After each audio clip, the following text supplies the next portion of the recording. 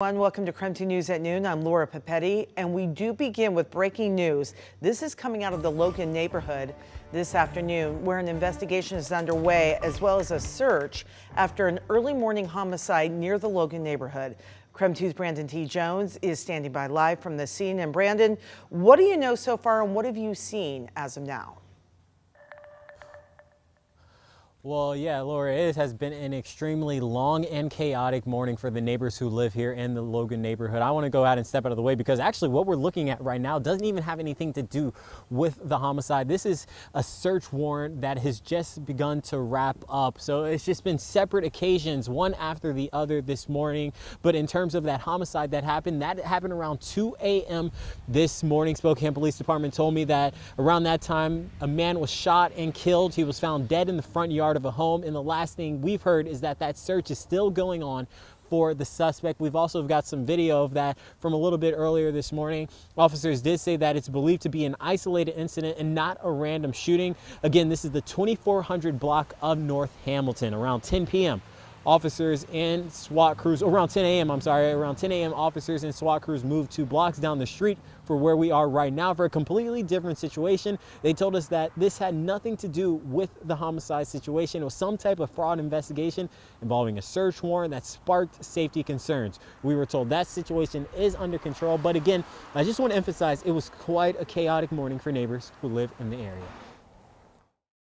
It's neighborhood watch here, but we're all concerned about safety here, basically.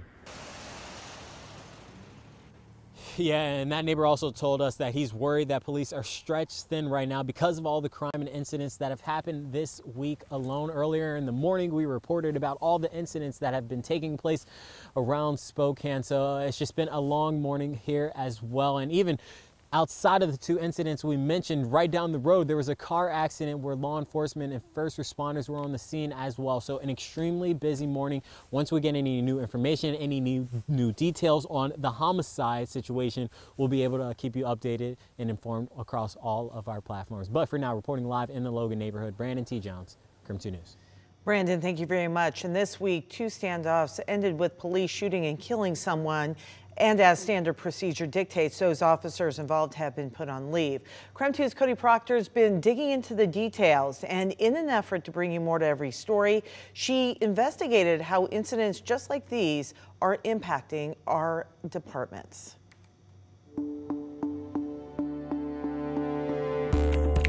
This all began on Tuesday night when Spokane County deputies shot and killed a suspect after a standoff. Then Wednesday night, Spokane police shot and killed a man on the South Hill. As a result of both shootings, 9 police officers and 4 deputies are now on paid administrative leave, part of standard protocol for situations like this. We will make staffing arrangements to ensure that there is coverage for patrol in the time that they'll be on administrative leave.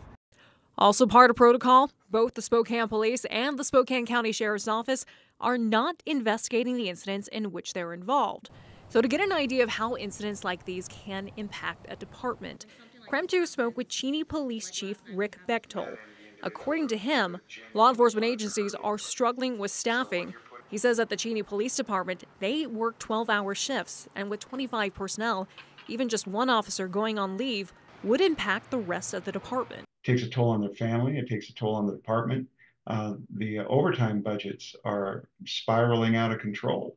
Spokane Police spokesperson Julie Humphreys admits having 9 officers on leave will have an impact on their staffing levels, but says they'll be able to handle the shortage. However, Chief Bechtold says there's another impact law enforcement deal with when involved in a deadly shooting: the mental toll. He remembers how back in 2018, 3 Cheney police officers were put on leave for their part in a deadly shooting. Of the 3, only 1 still works at the department. This isn't at all like television. The emotional toll that being involved in something like this is real. And according to Chief Bechtold, an officer's time on leave does change according to each investigation. It also depends on the officer's mental health, as you heard him just talking about.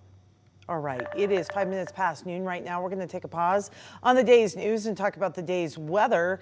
As we move into the weekend, everybody wants to know, are we going to continue to see that sort of gray, wet weather pattern, Thomas? It looks like it's going to be that way, Laura. Definitely some rain shower chances, and we'll be detailing that coming up in a bit. But for today, it's just overcast skies from our outdoor weather center. Sunshine is not going to be able to cut through that, just far too thick. But no rainfall today in Spokane. In fact, most of Washington will enjoy a drier day. It's just going to be a gray one. But there are still some leftover showers. This is the same storm system from yesterday. It's just the last of the moisture.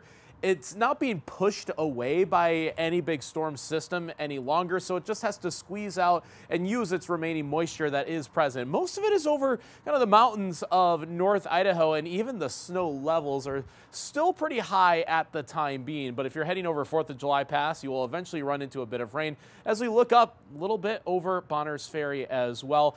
All this is very light and very scattered, but enough to keep things just gray and damp for today where that rain is still occurring. But for majority of us, we're going to get a drier day. Still cool because of those overcast skies. We'll probably stay in the low to mid 40s today, and this weekend, increasing rain chances. So, of course, we will have the latest on that in a few minutes. The attorney for the Idaho man accused of murdering his wife, her unborn baby, and his infant son now wants the indictment against him thrown out and for a grand jury to reconvene and consider new charges. Jeremy Best was arrested in December after an Amber Alert was issued for his 10-month-old son. He was charged and indicted on 2 counts of first-degree murder. The motion is asking a grand jury to consider changing those charges to second-degree murder or manslaughter. In a separate motion, Best's attorney also asked for the death penalty to be taken off the table. He faces life in prison or the death penalty for each murder charge. A status conference is set now for March 14th.